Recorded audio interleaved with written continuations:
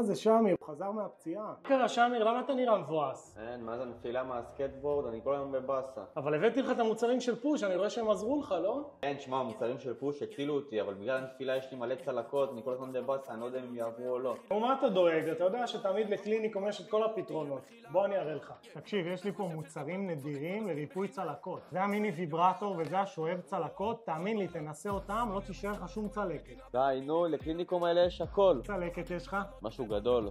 בוא נשים לך את הגדול. פשוט שם את השואב צלקות מעל הצלקת שלך, מושך, ותראה מה זה עושה. יואו!